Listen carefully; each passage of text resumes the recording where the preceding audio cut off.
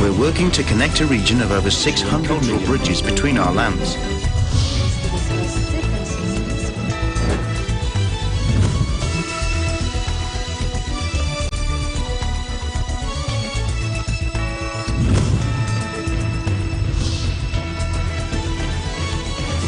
Hello and welcome to ASEAN in Focus. On today's headlines. President Duterte has authorized the extension of the enhanced community quarantine in Luzon until April 30. At the start, sinabi ko sa inyo, bantay kayo dito, bantay tayo. And we're live in Thailand, Ho Chi Minh, and Hanoi, Vietnam, Malaysia, Canada, Sacramento, California, and American Samoa.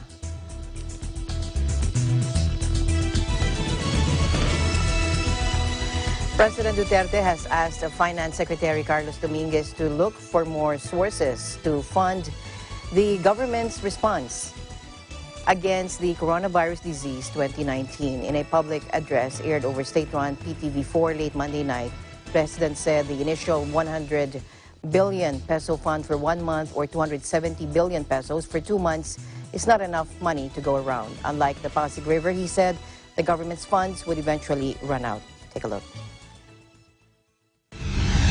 The 100 billion pesos for 1 month or the 270 billion pesos for 2 months yan, nakaprogram na as earlier estimated, is not enough. I'm calling on the Secretary of Finance to generate. Magnakaw ka, maghiram ka, walang pakialam, i-produce mo yung pera kasi pag naubos na ito,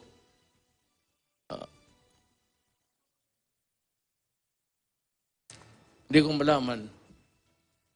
Itong COVID na ito talaga yung tunay na at the start sinabi ko sa inyo. Bantay kayo dito, bantay tayo. Talagang yayarein na itong COVID na ito. So, as I go along, try to understand what I'm saying.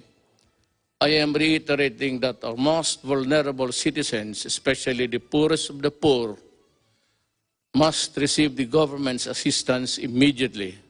O hindi, patayan sa gutom. Alam ko na we cannot just focus or zero in itong the poorest of the poor. It's actually bloom ito something ginagamit sa politika, mga politiko na will go for the poorest of the poor.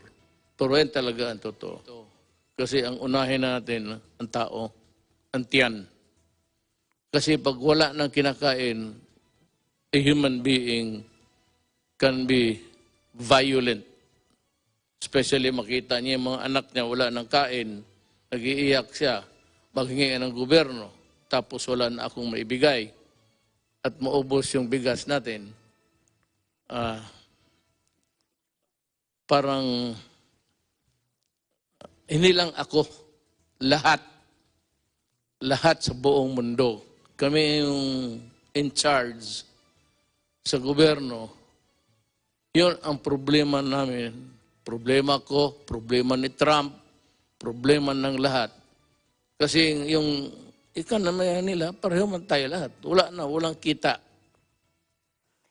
His appeal comes after around 21 persons demanding food and other assistance were arrested in Quezon City for holding a protest rally against the government. Under the Bayanihan to Heal as One Law or Republic Act number 11469, the government has set aside 200 billion pesos emergency subsidy for about 18 million low-income families affected by the month-long enhanced community quarantine of Luzon. These low-income households will be receiving financial assistance between 5,000 and 8,000 pesos. President Duterte made this call after confirming that he received the letter of Cavite Governor John Vic Remulla requesting the government to include middle-class families in the government Social Amelioration Program or SAP. Meanwhile, in a virtual presser, Cabinet Secretary Carlo Nograles said that President Duterte has already extended the enhanced community quarantine in Luzon to to stop the spread of the coronavirus or COVID-19 pandemic in the country. Take a look. Ang resolution number 20.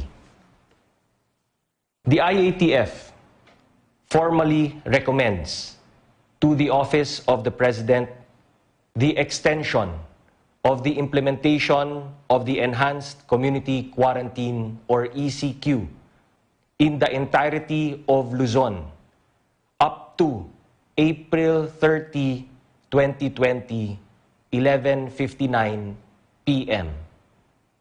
provided that all exemptions granted by the Office of the President or the IATF shall continue to be in effect for the duration of the extended ECQ. Provided further that such extension of the ECQ shall be without prejudice to the discretion of the President to relax that implementation of the ECQ in some local jurisdictions or the granting of exemptions in favor of certain sectors such as public health considerations and food security may warrant. Formal na inirekomenda ng IATF ang pag-extend ng ECQ hanggang 11:59 p.m. ng April 30, 2020 na kay Presidente po ang discretion na i-relax ito sa ibang lugar at i-exempt ang ibang sektor depende sa public health considerations at food security. Lahat po ng exemption sa ECQ na na-announce na po dati ng IATF, tuloy pa rin po. On Monday, the President announced he was inclined to extend the Luzon-wide quarantine until April 30. There is no need to impose the enhanced community quarantine in Visayas and Mindanao, he added.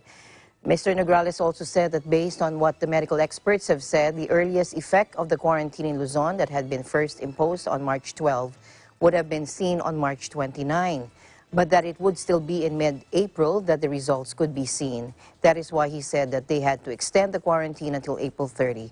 He also said that the mass testing has to be further widened in the whole country until, quote, we can do 8,000 to 10,000 tests per day. He also stressed that with strategic mass testing, with more certified sub-national laboratories and strategic testing centers around the country, by April 27, the country would even be able to do COVID-19 tests from 13,000 to 20,000 tests per day. If that is reached, the peak can be pushed back until 2021. 4 more COVID-19 patients have recovered. They've also been discharged from hospital on Monday. Now that brings the country total number of patients given to all clear to 95. Hanoi's 40,000 non-public school staff suffer pay cut due to COVID-19. We'll have that report later. But meantime, joining us live from Vietnam is Chriselle Lacuna.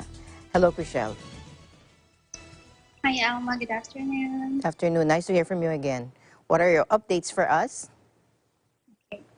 So here's the latest from Ho Chi Minh City. Vietnam announced 4 new cases of novel coronavirus disease together with 4 hospital charges on Monday, with the nation's patient count now standing at 245. 3 of the additional infections are Vietnamese returning from Europe. They were sent to centralized quarantine zones upon entry. 4 patients were discharged from hospitals in the country on Monday, taking the number of recovered patients to 95. Vietnam has recorded 245 COVID-19 patients so far, with 150 being active and no fatality recorded. The country's new infection rate has slowed in recent days, as only a few cases have been confirmed daily since the weekend. Hanoi is the largest national epicenter with 107 confirmed cases, 38 of whom have recovered. Ho Chi Minh City comes in second, having discharged 22 out of its 53 patients. Vietnam is practicing enhanced social distancing that will last through April 15. People are advised to stay home, except for trips for food, medications, and emergency care. Hanoi has even fined at least 3 for leaving their homes for non-essential reasons. A distance of 2 meters is recommended to be maintained in social interaction, while inter-province travel has been effectively restricted. Checkpoints have been established around Hanoi and Ho Chi Minh City to screen entrants for any suspected sign of the disease. Prime Minister Win Chuan-Phuc said on Monday that the social distancing measure has worked initially, calling for even more stricter implementation. The Vietnamese government has made it public that it wants to keep the patient count below 1,000 for as long as possible. So, Alma, there are checkpoints in every city. We have police and authorities in the checkpoints, and they scan every entrance using a thermal scanner. Another news is Southeast Asia stocks up as global equities cheer slowing virus. Vietnam surges 5%. Southeast Asian stock markets tracked broader equities to end higher on Monday as investors were encouraged by a global slowdown in coronavirus cases, and that's as well as a regional government stimuli. Asian hours trading close to its upper limit after US President Donald Trump expressed hope the country was seeing a leveling off of the coronavirus crisis. Major European nations reported lower fatality rates, with Italy seeing the number of patients in intensive care falling for the second consecutive day. London's FTSE was up 3.2% in early trading. Germany's DAX index was 4% higher, while Australia's benchmark index rose 4.33%. Markets appeared to shrug off reports of increasing COVID-19 cases and deaths from the region. Financial markets are searching for any slivers of hope. Jeffrey Halley, market analyst at Owanda, wrote in a note. Leading gains, Vietnamese shares surged 5% to extend a 3-session winning streak pushed by financial and real estate stocks. The country plans to delay the collection of 180 trillion dong, approximately around $7.6 billion, worth of taxes and land rent to help businesses affected by the virus. Singaporean equities ended over 3% higher, with heavyweight financials, United Overseas Bank Limited and DBS Group Holdings Limited adding 3.6% and 2.7% respectively. The city-state unveiled 3.5 billion in additional economic spending, such as wage support, waiver of levies, and the one-off payments to battle the coronavirus pandemic. Indonesian stocks advanced more than 4% and hit a 3-week high. Financials were the top gainers, with PT Bank Central Asia climbing 4.4%. The Philippine benchmark closed up 4.2% with gains in big cap SM investments and Ayala Land boosting the index.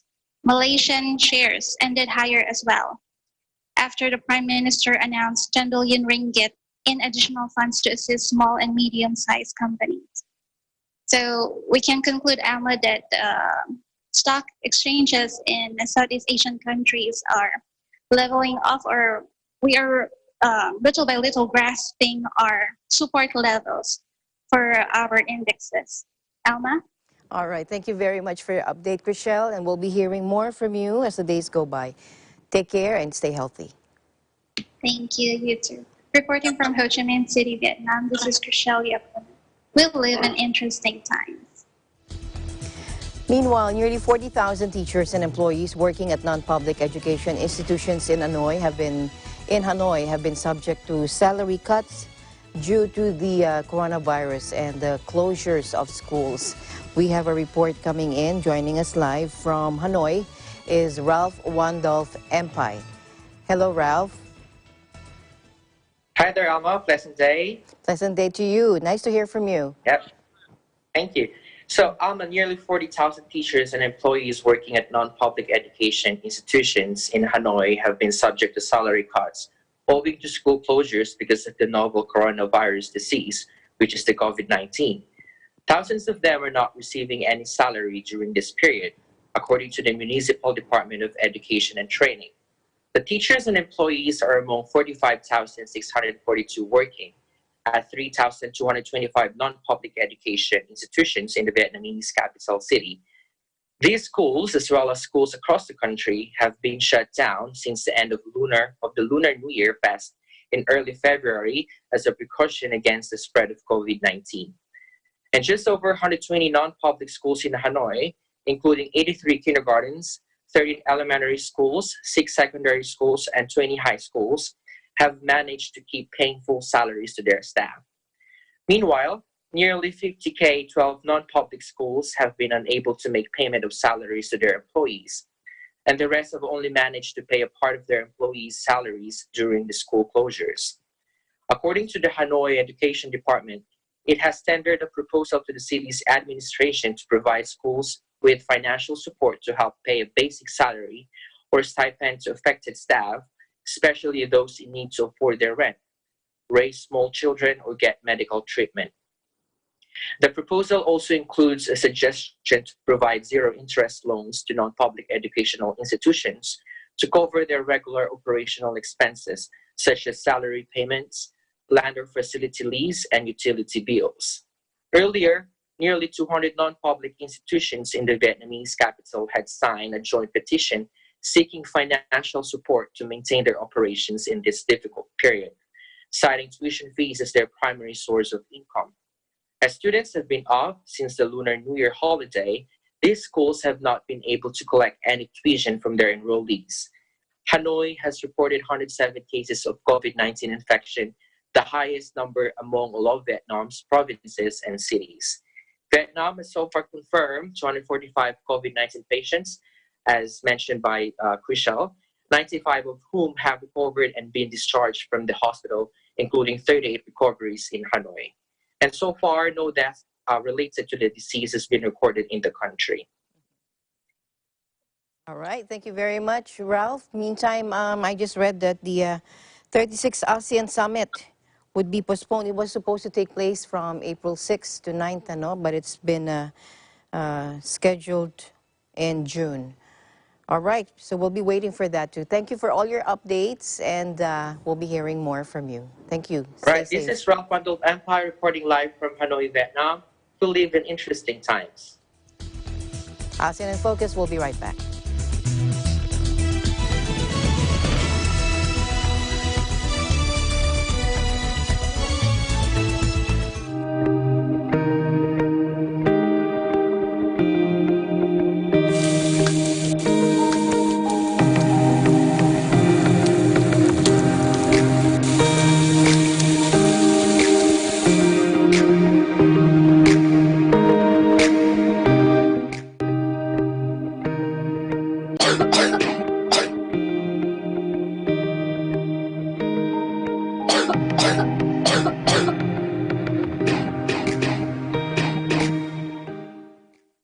Tandaan ang tamang paraan ng paghuhugas at paglilinis ng kamay upang makaiwas sa iba't ibang karamdaman.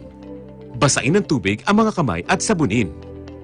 Unang sabunin ang mga palad at ang likod ng mga kamay. Kuskusin na maigi ang pagitan ng mga daliri at maging ang mga kuko. Isunod ang pagitan ng mga hinlalaki at kuskusin ng paikot ang mga dulo ng mga daliri sa magkabilang palad. Banlawang mabuti ang mga kamay sa malinis na tubig at patuyuin ang mga kamay gamit ang single-use towel o air dryer. Basta't sama-sama at laging handa, kaya natin to! Isang paalala mula sa DOH, PCOO, KBP at ng himpilang ito.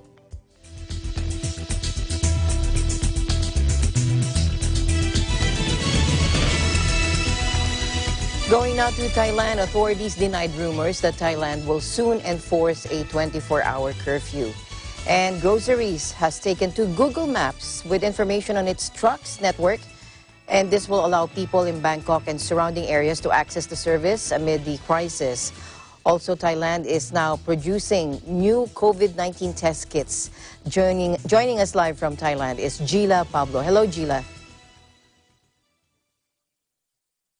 Good afternoon. Good afternoon, Gila. Nice to hear from you. Thank you, Alma. So, in regards of the 24-hour curfew nationwide, a news that has been roaming around, here's the news about it, Alma. Spokesperson of the Center for COVID-19 Situation Administration, or CCSA, Dr. Tapisin Isa Nuyutin, stressed that no announcement has been made on a 24-hour curfew nationwide. Alma, people have been urged not to panic, but to follow up on accurate news and information only issued by the government.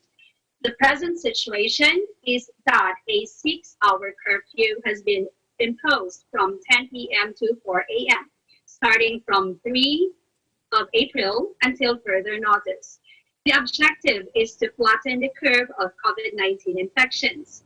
The Ministry of Interior on April 5 sent also a letter to all provincial governors to prepare areas for local quarantine, to create better understanding among the public about the necessity of containing the spread of the virus, prevent the hoarding of essential products, and arrange goods transportation in a systematic system or way to ensure the people of the village level will be taken care of. The Ministry of Public Health on April 6, 2020 reported 51 new COVID-19 cases in Thailand, raising the number of confirmed cases to 2,220. Out of the number of confirmed cases, 793 has been cured. 1,401 are still hospitalized and 26 have died. And as of 7 a.m. of April 6, 2020, since January 5, 2020, the international situation has involved 2,005 countries, 2 special administrative regions of China, and 2 cruise ships. And also there have been 1,271,999 confirmed cases and 69,405 deaths globally. The United States has been 336,327 of these confirmed cases and 9,605 deaths. Spain has had 131,646 of the confirmed cases and 12,641 deaths. And as for Italy, there have been 128,948 confirmed cases and 15,887 deaths. And in regards of the Ministry of Interior order to all the provincial governors in regards of arrangement in goods transportation, there is the Simbumwang market, the largest agricultural distribution center of Thailand, has taken to Google Maps with information on its grocery trucks network to allow people in Bangkok and surrounding areas to access the service amid the COVID-19 crisis. And Hanami Kakarasit, or the Assistant Managing Director of Samoa Market Operator, Don Wang Patana, said farmers and merchants have been affected by the impact of COVID-19 on the economy as the government has instructed people to stay at home in an attempt to curb the spreading virus. She said that Samoa Market has therefore gathered information on more than 800 grocery trucks affiliated to the market, such as routes, service hours, registration numbers, telephone numbers, and line IDs to allow consumers in Bangkok and surrounding areas to contact them for the fresh food, vegetables, and fruits at reasonable prices.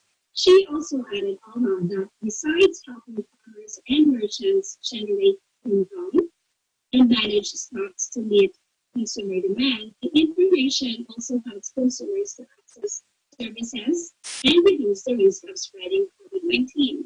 She requested people to visit Google Maps at tiny.cc/SMM mobile tracks, or they can visit the Facebook page www.smmobile Facebook platform slash alive Samoa. And in addition to that, she allowed or ordered other grocery truck operators to join the. And of course, another good news from Dr. Kapisan is in the UK, the spokesperson of the Center for COVID-19 Situation Administration, or CCSA, he revealed that Thailand is now able to produce good COVID-19 test kits itself with RT-PCR, the standard laboratory technique recognized by WHO, developed by the Corporation of Siam Bioscience and the Department of Medical Sciences. The Ministry of Higher Education, Science, Research and Innovation, or MHESRI, in cooperation with the Siam Bioscience and TAC, have already delivered the first batch of 20,000 test kits to the government. This innovation can solve the shortage of test kits and bring the cost of production to only 1,500 each, whereas the ones may cost. Okay, Gila.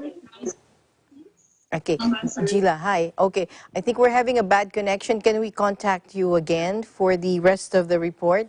We're having a bad connection. Sure. Yes. Okay, thank you, Gila. We'll be getting in touch with you again. Thank you so much, Gila. Thank you. Okay, we'll try and get her back.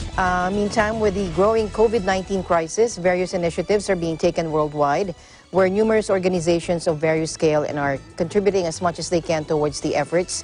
In a recent press release, the WHO, in collaboration with the Health Ministry of Malaysia, announced that the country has been selected to be a participant in the, quote, Solidarity Trial. Over 70 countries have already signed up to it also. And we have an update coming in from Ruby Tinawin. Ruby? Yes, hi Alma.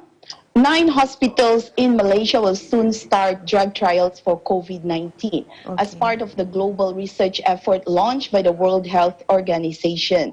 Health Director General Dr. Hisham said the trial will adhere to safety standards set by the National Pharmaceutical Regulatory Agency. The trials would test the effectiveness of 4 treatment protocols using different combination of the drugs remdesivir, lopinavir, ritonavir, interferon beta, chloroquine, and hydroxychloroquine. Dr. Ying Rulo, head of mission and WHO representative to Malaysia, Brunei, and Singapore, said one of the drugs may be the world's best hope to treat COVID-19's infected people. This is our chance, according to her, as a global community to turn the tide against the pandemic. She also added Malaysia will be a valued partner in this trial to evaluate potential treatments that are more effective to save lives in the global battle to fight this virus. Meanwhile, mass testing for COVID-19 in Malaysia will continue, but the health ministry said the priority will be given first to the high-risk group people. This means those people who attended public gathering like the tabligh event, the Tafi school students, as well as those who returned from overseas. Now, if before Malaysia allow those who return from overseas to self-quarantine, now since last Friday, Malaysian authorities, they have quarantined 25,000 people returning from overseas since Friday in its centers and hotels. So they are no longer allowed to return home. So Noor Hisham said the ministry's current testing capacity was 11,500 a day, but they're hoping to increase it further. Also, inmates in 12 prisons here in the country are making personal protective equipment or PPE for healthcare workers managing COVID-19 patients. Deputy Home Minister Dato Sri Dr. Ismail Muhammad Said said all sewing workshops in these prisons were giving priority to making PPEs because of the urgent need for them now. He said this is the initiative of the prisons department to help lighten the burden on the government in handling the COVID-19 issue, as well as to reduce the risk faced by the frontliners, especially the healthcare staff.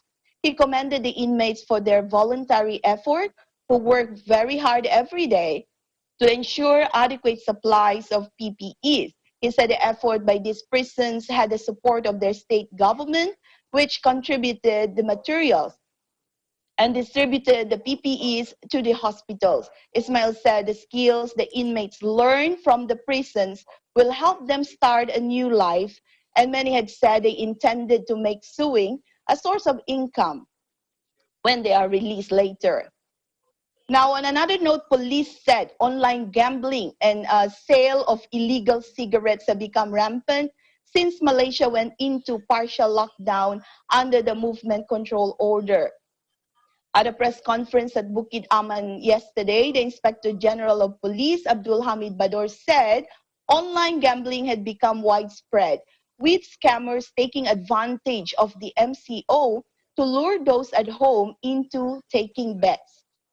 He also added scammers are targeting Malaysians and are also eyeing those getting financial aids from the government to deposit the money into their accounts. Hamid, on the other note, he said there had been a spike in cigarette smuggling as well, especially along the nation's borders. On his statement, he also urged drug addicts showing symptoms of COVID-19 to go for health checks, as life is more precious. He said the narcotics department was only taking action against the big drug cases, and drug addicts should not be afraid to come forward for screening. Now, nearly 180,000 refugees and asylum seekers are registered with the UN High Commissioner for Refugees in Malaysia. Most of them are from Myanmar. Now, Refugee Community Group estimate that more than 80,000 have no documentation as they await registration with the UNHCR. Malaysia, on the other hand, is not a party to the UN Refugee Convention and lacks a legal framework for refugees who are considered illegal immigrants, and a policy known as Circular 10/2001 requires healthcare providers to report such people to the police. Now, refugees also lack the rights to work in Malaysia, leaving most to find an income in the informal sector with only limited employment protections at most. As such, when the COVID-19 epidemic happened, it has exposed not only the difficulties faced by refugees and asylum seekers in getting medical treatment, but also the risk that it creates for public health as a whole. Although the law is not always applied, past records showed refugees and asylum seekers, particularly those without papers, have been arrested after going for treatment or giving birth. Now, healthcare costs can also be prohibitive. According to Hospital Kuala Lumpur website, non-citizen must pay a foreigner rate, often 100 times higher than local rates. Okay, Ruby, so what is Alma? the government going to do with the refugees and the asylum seekers? What measures do they have to be implemented for them so that they will not be infected with COVID, or they can be protected as well? Do you know if The they have thing any? is, there's a large group of these refugees who were the Myanmar who attended a Tabligh event, and out of fear that they will be arrested, they do not want to come out and seek any medical help. Now, the defense minister said last week that the government would not arrest anyone based on their immigration status, especially if they sought medical services in relation to COVID-19. And the Ministry of Health also announced COVID-19 treatment would be free for foreigners showing symptoms. Now, the UNHCR also worked with different organizations. They set up a hotline in 8 different languages to actually assist, give the necessary interpretation, necessary information to provide all the details that all these refugees and asylum seekers need, where to go, who to talk to in case they are in need of help. However, the ironic part is roughly, out of 90 calls they receive each day, more than 70% are requests for financial assistance. Alma? Okay. Thank you very much for that, and we'll be waiting for more updates from you. We'd love to hear more because we're all interested in what's happening in Malaysia. Thank you. Stay safe and keep healthy. Stay healthy. Okay, thank you. From EBC Malaysia Bureau, this is Ruby Tinawin. We live in interesting times.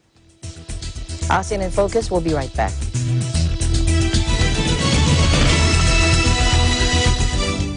Alamin ang mga dapat at hindi dapat gawin ngayong panahon ng enhanced community quarantine dahil sa banta ng COVID-19. Anong uri ng transportasyon ang papayagan sa mga kalsada ngayong panahon ng quarantine? Mga P2P at shuttle service ng mga LGU, health worker at mga piling manggagawa. Transportasyon mula sa airport para sa mga OFW. Maaari ring maglakad o magbisikleta kung mamimili o kasama sa essential workforce. Tuloy-tuloy din ang daloy ng mga kargamento sa lupa, dagat at himpapawid. Maliban sa mga ito, walang pampublikong transportasyon ang papayagang bumiyahe sa kalsada. Hindi rin haharangan ang pagpasok ng mga cargo truck at van sa mga daungan at daanan. Basta't sama-sama at laging handa, kaya natin to!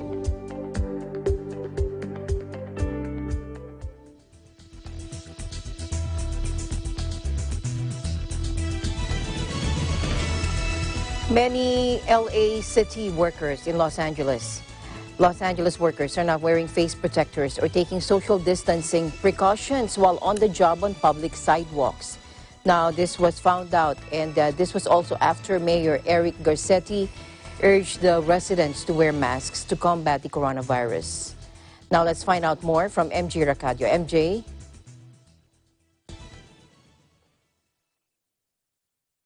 Hello, MJ. Good to see you.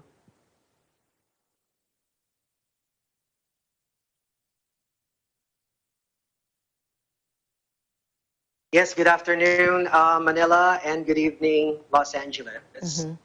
And once again, I think it's going to be like almost 3 weeks here being locked down in the whole entire California. And I felt like I think I'm gaining weight We all with are. this lockdown. But yeah, let's go with the numbers. Yes. As of April 5th, 2020, there are a total of 14,336 positive cases and 343 deaths in California. And now in Los Angeles County, there is 6,360 cases and 147 deaths. Now, here in the California's capital Sacramento, there are 462 cases and 18 deaths. And now, according to Governor Gavin Newsom, that the peak of this coronavirus in California is up to end of May. But there is a good news, because Governor Gavin Newsom announced on April 3rd that construction had already begun to prepare the arena for patients. So I spoke to you a little while ago about the Sleep Train Arena, which is the former home of Sacramento Kings. And they are putting 500 beds for patients. Now, on the other hand, California government also lending another 500 beds to another state to help out, like New York. So that's definitely a great news. So let me just clarify it. There is a 400 beds prepared will be available to patients who have been discharged from the hospital with mild to moderate symptoms. Now, the governor said acute care for more severe cases will continue to be done primarily at hospital. So he says there are currently 4,613 beds available in places like, as I've mentioned, Sleep Train Arena in every area of California, such as Shasta, San Diego, Fresno County, and Butte County, and it has 20,000 beds available, so that when the state peaks as projected in mid-May, Californians will be ready. Now, in my past report last week, there have been problems with ventilators, but now California is really helping other states, which is the great news. And also, this is a great news in California because Californians tested. So these are the numbers. So far, labs in the state have tested about 131,500 people for COVID-19 as of Saturday, which is April 4th, according to CDPH.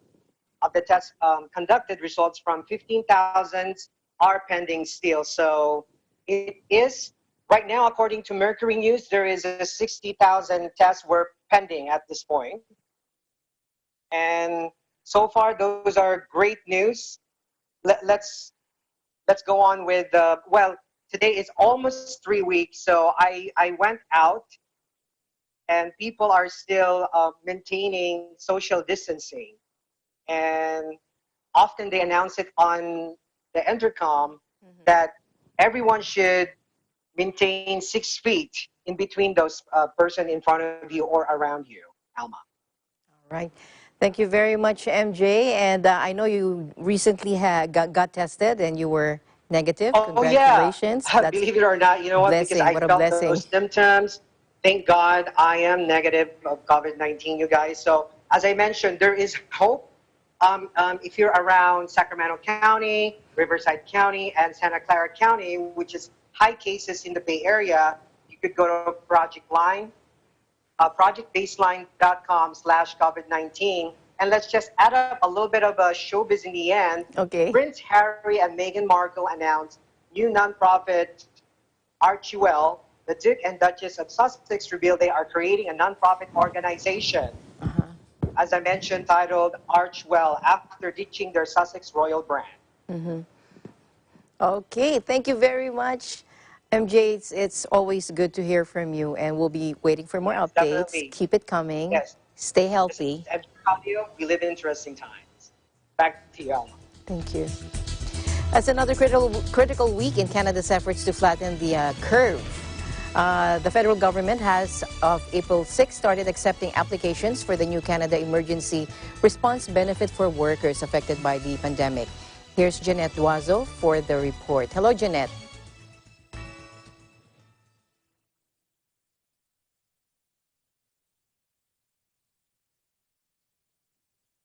Yes, Jeanette, can you hear me?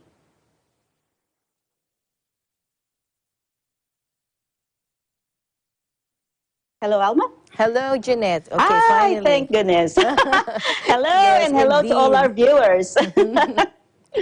Yes, in Canada, it is 11:58 so in the evening. So technically, it's still April 6th. Okay. So it was a big day, as this was the first day the application portal of Canada Revenue Agency opens for Canadians to apply for the Canada Emergency Response Benefit. As I reported last week, individuals can apply for $2,000 a month for 4 months. So just to give our viewers a bigger picture, the Prime Minister said in a press release on March 20 that weekly unemployment application had reached the 500,000 mark. So that was like about 2 weeks and a little bit ago. So that number does not even include those who have applied for employment insurance prior to March 20. So you could imagine it's probably around the 2 million mark, closer to 3 million mark people that are applying for emergency response benefits and employment insurance. So anyway, in the press conference earlier today, Prime Minister Justin Trudeau said that there are 240,000 people successfully applied for the CERB, which is the Canada Emergency Response Benefit. Within the first 5 hours, the portal was open. So people are really waiting for this, and they're probably right there, like Yes. 6 o'clock Eastern time, people can apply. So most likely they're right there waiting. Okay, it's 5:59, 6 a.m., go, right? So anyways, Canadians can apply either over the phone with an automated phone service or online through the individual CRA account. So Canadians we can have our own accounts through the Canada Revenue Agency website. So the government of Canada anticipated the influx of applications, like, 240,000 in the first 3 hours, like, my gosh. And so they came Overwhelming. up, yeah, that's a lot. So they came up with scheduling system posted on the agency's official website. So for people born in the months of January, February, or March, Mondays, which is today, April 6th. So if they miss today, they could apply on another day, which is Saturday, Sunday, Monday, or they could wait for another Monday. So April, May, June, Tuesday, July, August, September people, Wednesday, and then October, November, December, Thursday. And any other month, like I said, if you miss the Monday to Thursday, they could apply Friday, Saturday, or Sunday. So the Prime Minister also mentioned that some major banks and credit cooperatives agreed to cut credit card interest rates in half for those in financial difficulty. Again, this is not automatic. They have to talk to their banks.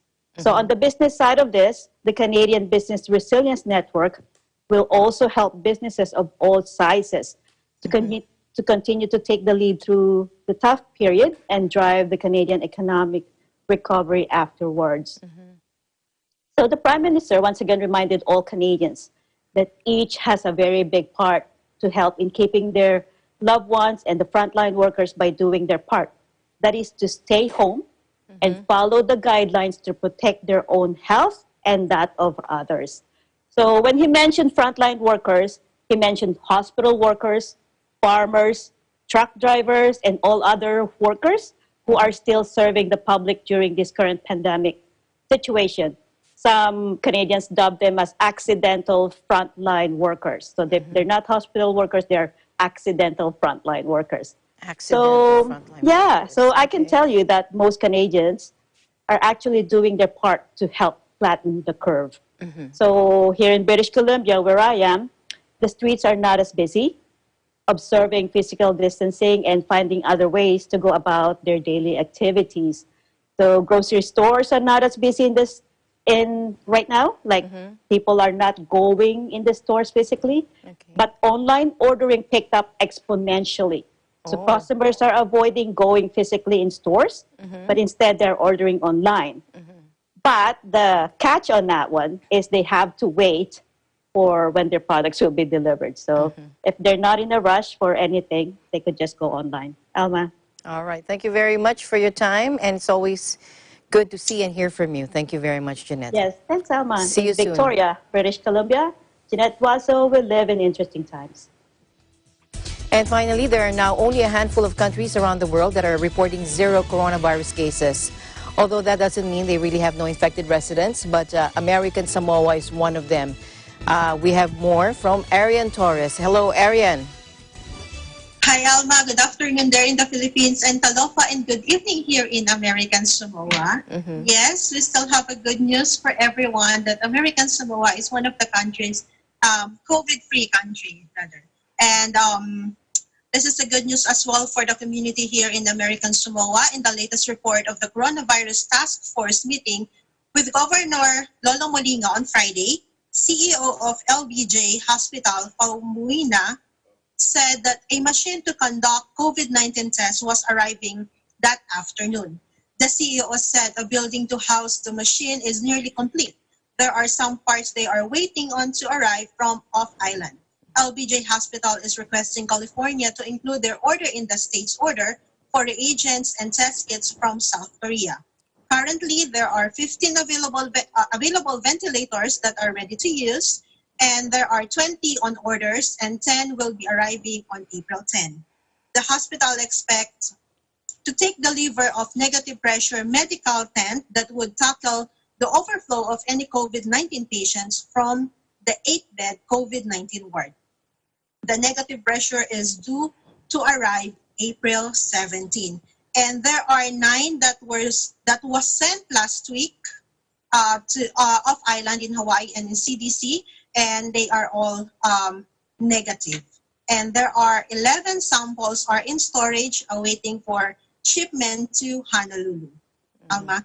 All right. Thank you very much for that good news. And I really pray that you remain COVID-19 free until the end of this crisis. Thank you so much, Arian. Thank you, Alma. This is Arian Torres. We live in interesting time. And thank you for joining us here in ASEAN in Focus. I'm Alma Angeles, and indeed, we live in interesting times.